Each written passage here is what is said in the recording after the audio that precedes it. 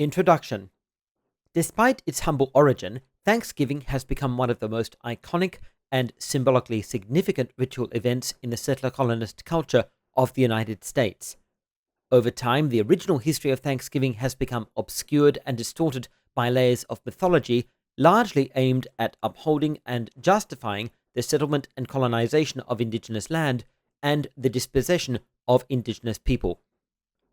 However, the late 20th century saw a shift in attitudes towards Thanksgiving, driven largely by the efforts of Native American groups, especially the Wampanoag people, to strip the celebration of its colonial fantasy and expose the historical facts. In 1970, Wampanoag elder and activist Wamsuta Frank B. James was invited to speak at a state-sponsored Thanksgiving commemoration at Plymouth, Massachusetts. However, when organizers previewed his speech, they considered his forthright comments on the disastrous effects of European colonization too inflammatory, incompatible with the peaceful and harmonious tone they wished to establish for the event. After telling him, quote, "The theme of the anniversary celebration is brotherhood, and anything inflammatory would have been out of place," end quote, the event's organizers cancelled his speech. That year, the United American Indians of New England Activist Society declared U.S. Thanksgiving Day a national day of mourning. These days, the Thanksgiving season is invariably surrounded by the discourse of controversy. Every year, opposing articles are written, either extolling the holiday as an essential part of the foundation history of the United States, or decrying it as a symbol of settler colonial entitlement. On the 20th of November 2021, Michael Cord, correspondent of the Philadelphia Tribune, wrote an article entitled, quote, "Celebrating Thanksgiving is celebrating racist genocide," end quote, in which he characterized the holiday as, quote, "a celebration of that racist genocide and massive land robbery," end quote. Today, Thanksgiving is a battlefield with secular, religious, conservative, liberal, and Native American interpretations of the event presenting a range of conflicting perspectives. This video examines 8 major Thanksgiving myths, covering these topics. 1. The secular festival myth. 2. The 1623 Thanksgiving myth. 3. The free market capitalism myth. 4. The starving Pilgrims myth. 5. The smallpox death celebration myth. 6. The charitable Wampanoags myth. 7. The Pequot Massacre celebration myth. 8. The cannibalism and grave robbing myth. 9. Thanksgiving in American education. Use the timestamps in the video description to navigate the content. The secular Thanksgiving myth. The only 2 colonial primary sources of the event, written by Edward Winslow and William Bradford, were lost during the 18th century, which contributed to the historical obscurity of Thanksgiving and its lack of cultural recognition outside the New England states for many years.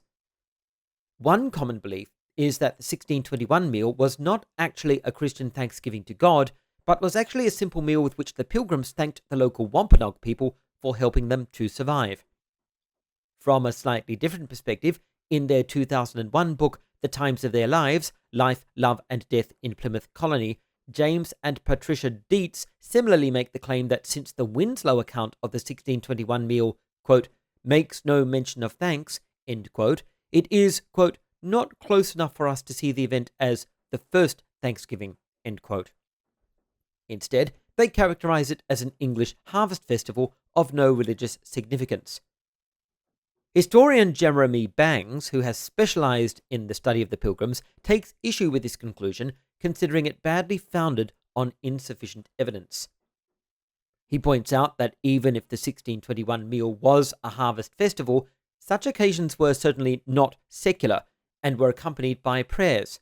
He notes that the Book of Common Prayer the Pilgrims would have taken from England actually contains a prayer specifically for a harvest thanksgiving.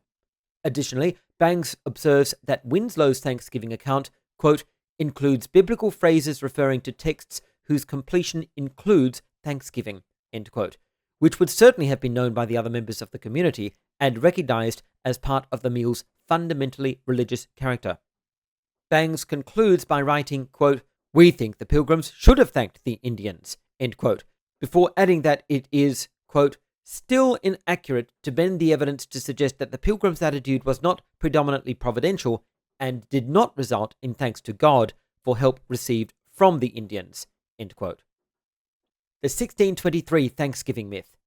In contrast to the secular Thanksgiving myth, Bangs cites websites which seek to emphasize the Pilgrims' Christianity and depict a Thanksgiving which people feel is more explicitly religious.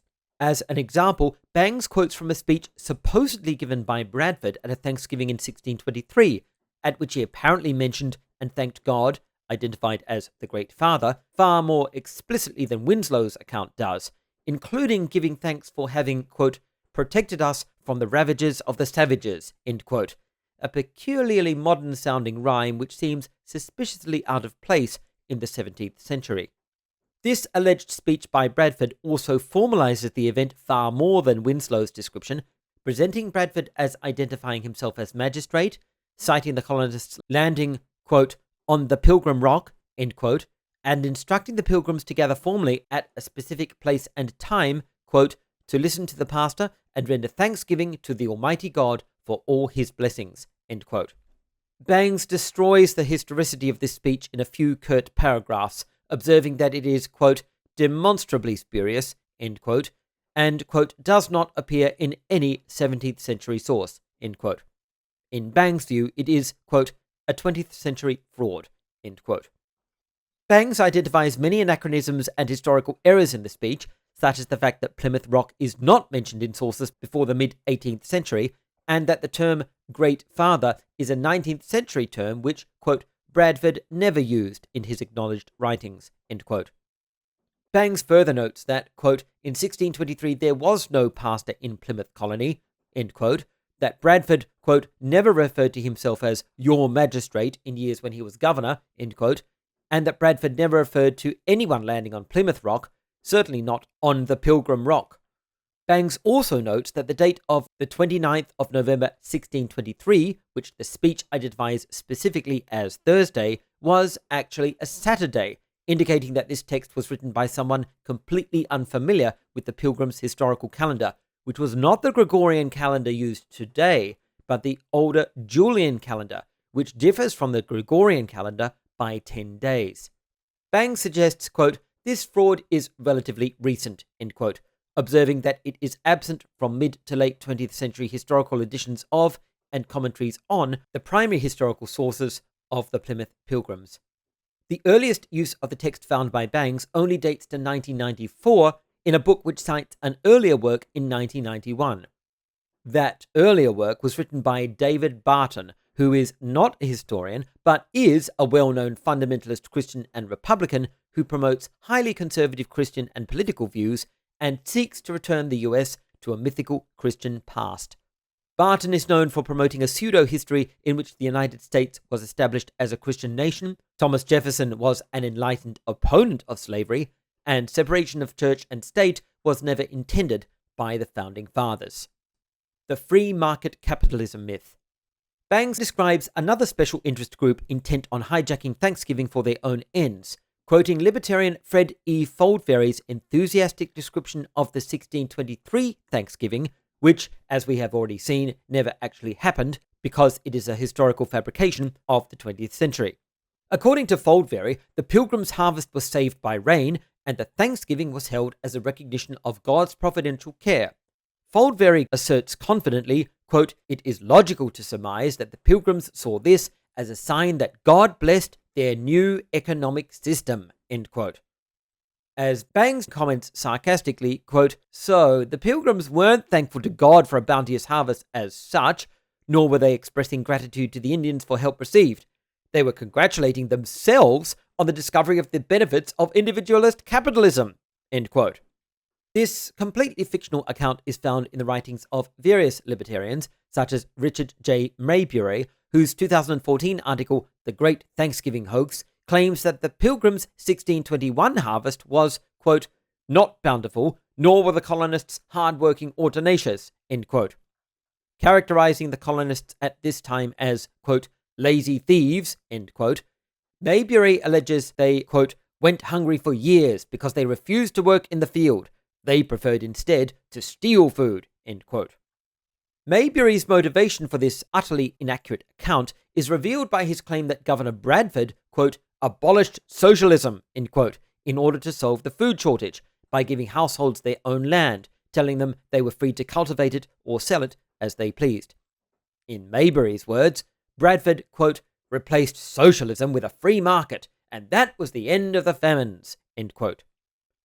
Libertarian Party member Benjamin Powell's 2013 article, The Pilgrims' Real Thanksgiving Lesson, made the same claim, asserting that the real lesson of Thanksgiving is that, quote, the economic imperatives provided by private competitive markets, where people are left free to make their own choices, make bountiful feasts possible, end quote.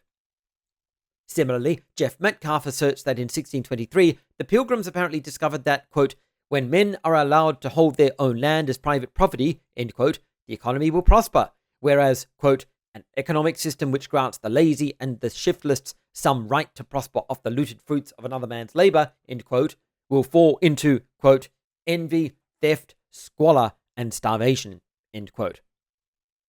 Bangs debunks this by simply observing that the Pilgrims' original land management system, which these libertarians wrongly characterize as socialist, in fact, quote, had nothing at all to do with socialism, end quote, and was instead, ironically, quote, the consequence of an early and unrestrained form of capitalism, end quote, under which the entire colony and its productive labor was indentured and de facto owned by investors in London who held the colony's mortgages.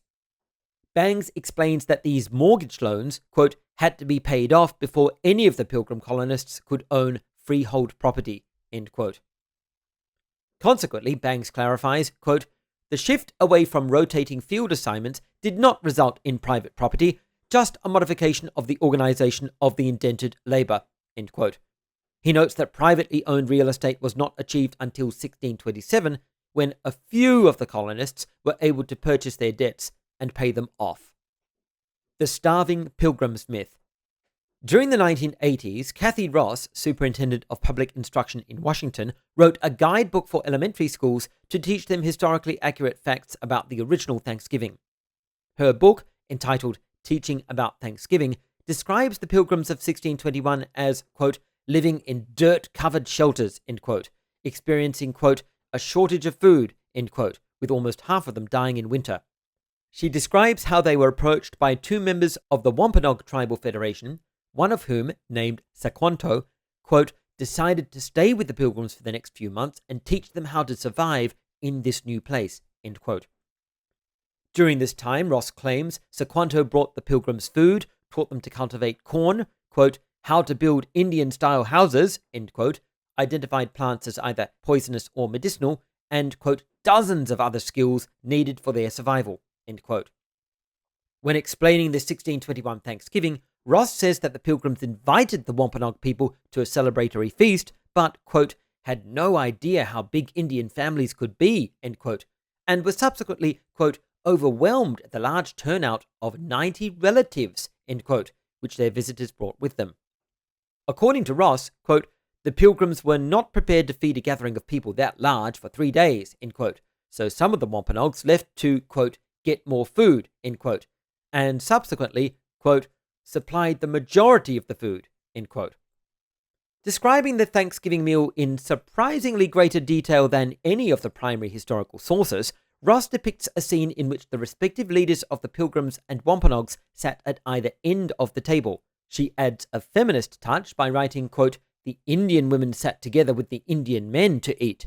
The Pilgrim women, however, stood quietly behind the table and waited until after their men had eaten, since that was their custom, end quote.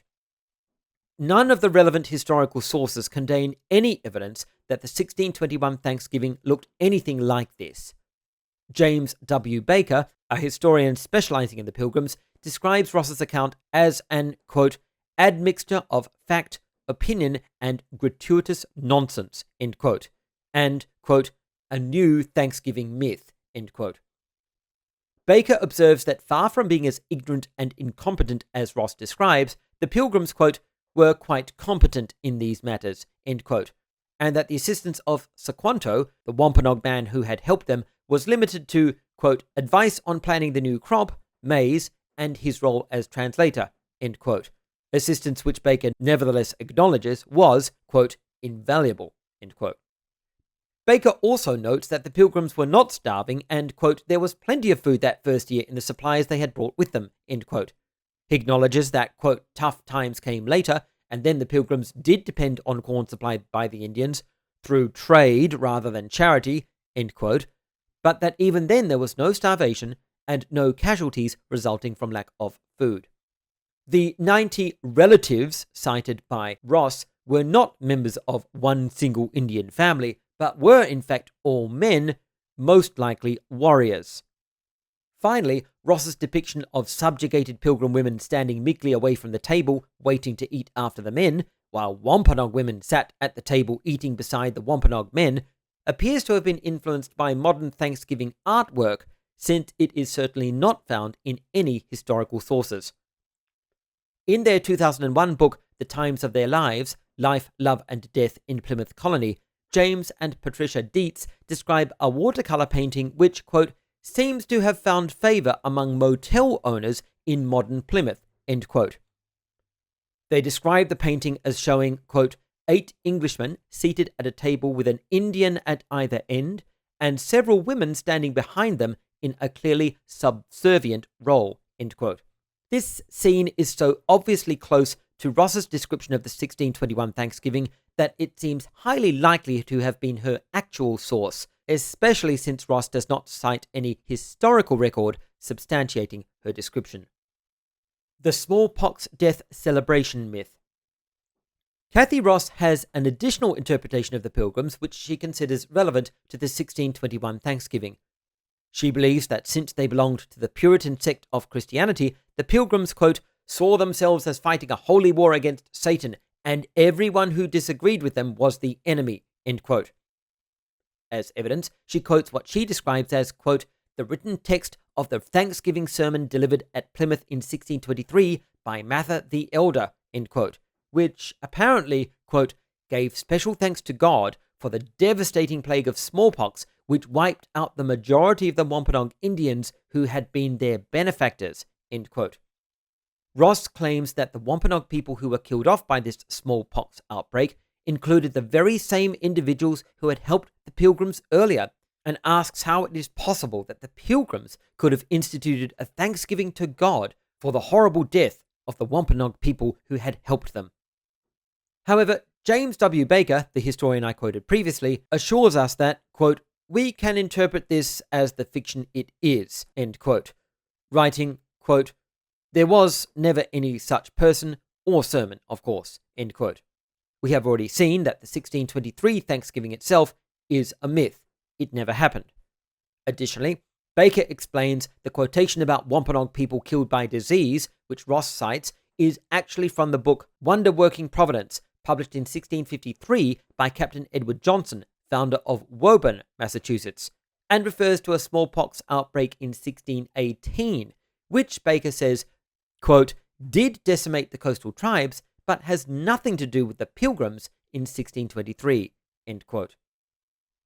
The charitable Wampanoags myth. Kathy Ross's creative interpretation of the Pilgrim history also includes a depiction of the Wampanoag people as charitable contributors to the colonists. She writes that the Wampanoags did not trust the Pilgrims, quote, but their religion taught that they were to give charity to the helpless and hospitality to anyone who came to them with empty hands, end quote. Ross further claims that the Pilgrim Thanksgiving had a very important political motive, writing, quote, the Wampanoag were actually invited to that Thanksgiving feast for the purpose of negotiating a treaty that would secure the lands of the Plymouth plantation for the Pilgrims, end quote. Adding that, quote, the Indians, possibly out of a sense of charity toward their host, ended up bringing the majority of the food for the feast, end quote. We have already seen that the historical record does not substantiate the claim that the Wampanoags brought most of the food, but it is also untrue that the Pilgrims invited them. In fact, the Wampanoags invited themselves, and the Pilgrims had no expectation of their arrival. Winslow records that during the Pilgrims' Thanksgiving festivities, the men, quote, exercised our arms, end quote, meaning they fired their guns, possibly as a kind of salute, or perhaps in a target shooting game, since he also describes recreational activities at the time. He immediately follows this with the statement, quote, "Many of the Indians coming amongst us, and among the rest their greatest king, Massasoit, with some 90 men, whom for 3 days we entertained and feasted," end quote. This suggests, as some historians believe, that the Wampanoags heard the Pilgrims discharging their guns and decided to investigate, being very familiar with the sound of firearms. This would also explain why so many of them arrived, a number which easily outnumbered the colonists by 2 to 1, and why all of them were fighting men. However, regardless of why the Wampanoags arrived, it is clear that Ross is wrong to claim they were invited by the Pilgrims, and it is equally clear that Ross is also wrong to claim the Pilgrims invited the Wampanoags in order to negotiate a treaty which would help them secure Wampanoag land for themselves. The historical reality was the complete opposite of Ross's assertions. In his 2019 book, This Land is Their Land, The Wampanoag Indians, Plymouth Colony, and the Troubled History of Thanksgiving, historian David J. Silverman writes that it was the Wampanoags who approached the Pilgrims with the offer of a political treaty, explaining that the Wampanoag hoped, quote, that the English would provide them with military backing, martial supplies, and trade goods that would enable them to fend off the Narragansetts, end quote, an Algonquian tribe with whom the Wampanoag people were in conflict, having been made particularly vulnerable by deaths from the smallpox epidemic of 1616 to 1619. Primary historical sources make it clear that the Pilgrims were completely aware of the Wampanoags' motivations. Bradford's account states explicitly that the reason why Massasoit, the Wampanoag leader, offered to ally with the Pilgrims was, quote, because he has a potent adversary, the Narragansetts, that are at war with him, against whom he thinks we may be of some strength to him, for our guns are terrible to them, end quote. So the Wampanoag generosity and alliance, though genuine, was nevertheless also motivated by the very obvious political expedient of using the Pilgrim colonizers as a useful military tool against a local enemy tribe. We could call this cynical, strategic, or simply realpolitik, but regardless, it demonstrates the Wampanoag people were certainly not naive and innocent victims of the Plymouth Pilgrims, but highly aware of both the dangers and benefits which the well-armed colonizers represented, and entirely willing to take the risk of exploiting Pilgrim military strength in order to secure a significant tactical advantage against their enemies. The Pequot Massacre Celebration Myth.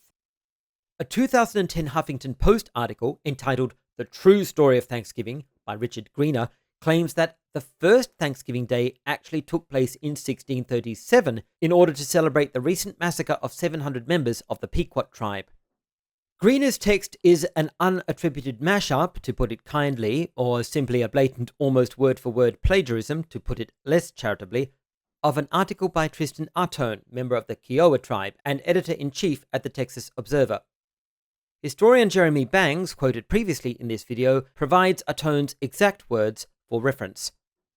It should be clear that although Artone discounts the 1621 meal, regarding the first Thanksgiving to have taken place in 1637, he does not attribute the Pequot massacre to the Plymouth colony, but to the Massachusetts Bay colony. This is important since many other articles which have relied on or simply plagiarized Artone's words have claimed that the Plymouth colony not only took part in the massacre, but also celebrated it. Bangs says Artone's comments, quote, are frequently copied or excerpted with slight variations, end quote, citing several examples. Nevertheless, Bangs identifies a serious problem with this story. It appears Artone himself borrowed it from an earlier source. The story was apparently first cited in 1982 and attributed to William B. Newell, identified as head of the anthropology department at the University of Connecticut. However, Bangs explains there is no evidence Newell was ever at the University of Connecticut's anthropology department, which, Bangs adds, was not founded until 1971, by which point, quote, Newell was 79 years old, end quote. It seems unlikely that Newell, at 79, was made head of a newly founded department at a university which has no record of him as a faculty member. Although various articles claim Newell based his accounts of events on specific colonial sources, no citations or quotations of these sources are included. The Pequot Massacre was a genuine historical event, and the Massachusetts Bay Colony participants in the massacre really were as brutal and savage as Newell and Artone describe. However, there is no evidence for the claim that a day of Thanksgiving was established to commemorate the massacre, nor that the later annual National Festival of Thanksgiving was held to memorialize it. It is also worth noting that commentators such as Newell typically omit to mention certain other participants in the Pequot Massacre, namely 200 men from the Narragansett and Nantucket people, and another 70 from the Mohegans. Given the Massachusetts Bay Colony contributed only 90 men themselves, this means that 75% of the forces which committed the Pequot Massacre consisted of Native Americans. While this in no way mitigates the atrocities of the colonials, it is a historical fact which shall be acknowledged, demonstrating the complexity of colonial and indigenous relationships during this period of time. Finally, Bangs explains that the Plymouth colonials did not participate in the massacre at all.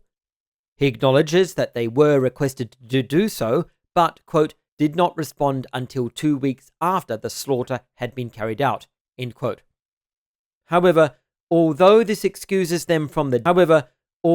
noted that Bradford's account indicates that they had been willing to be involved. The cannibalism and grave robbing myth. The 2003 article Thanksgiving, a National Day of Mourning for Indians by James Moonamun and Munro Martowen claims that one of the Pilgrims' first acts was, quote, to rob Wampanoag graves at Corn Hill and steal as much of the Indians' winter provisions of corn and beans as they were able to carry, end quote.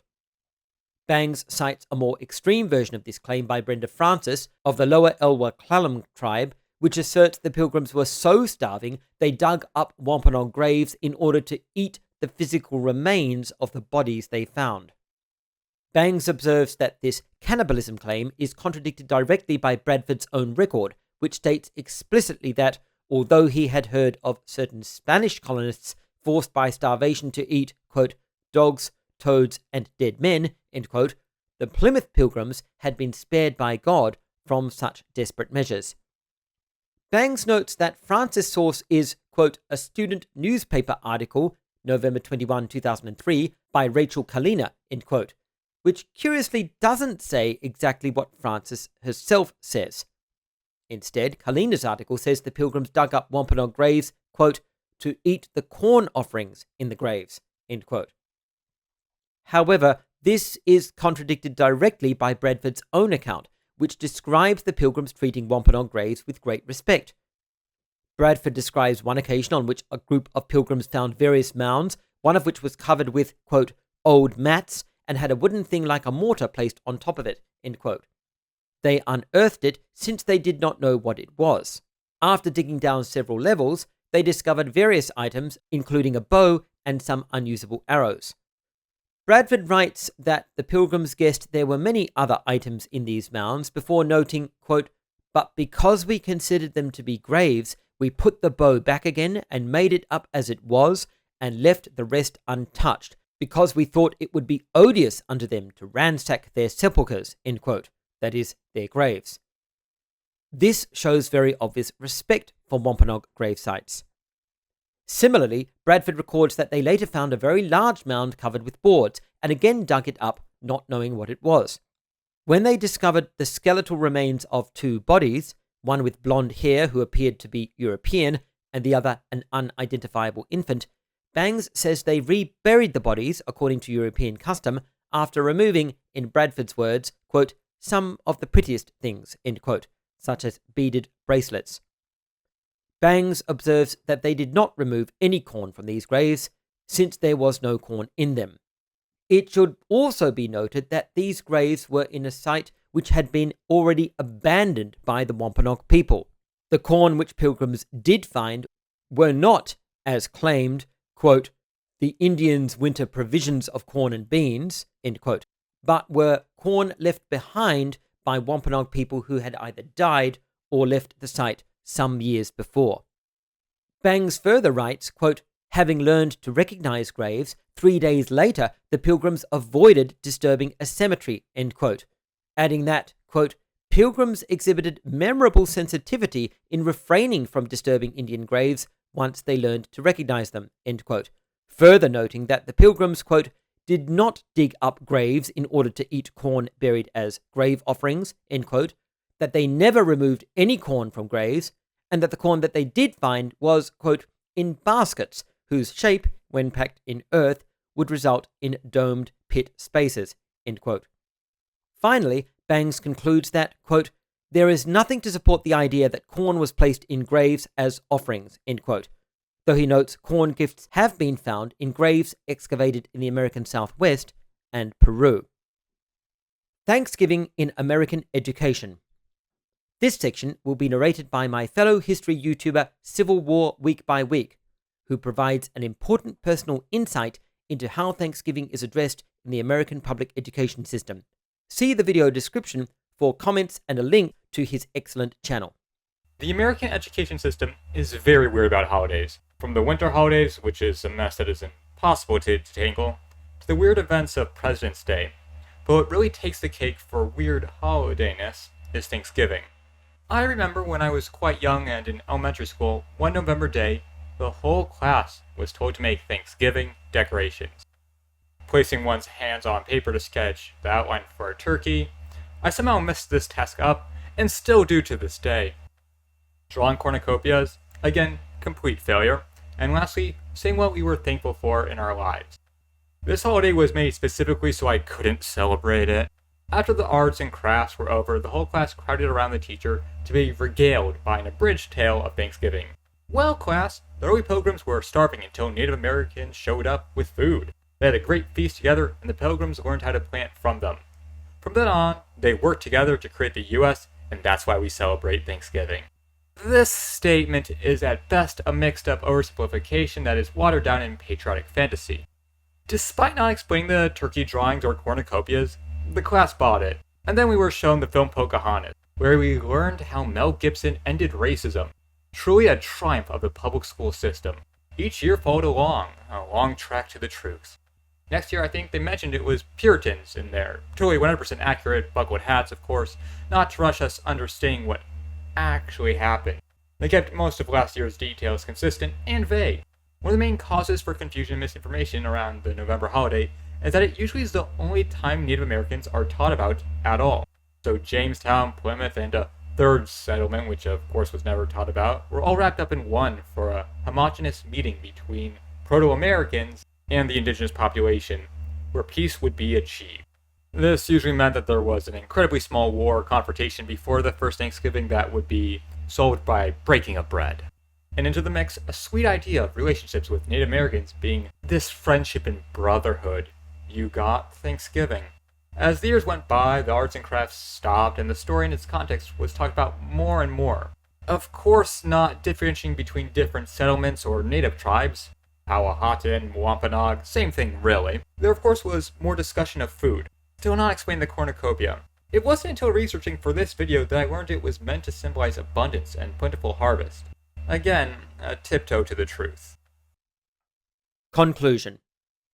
Historian James W. Baker deplores the way Thanksgiving has become a battleground, and in particular the way in which recent years have seen the rise of new myths, which, though they may be well-intentioned, only serve to further obscure and distort the historical record.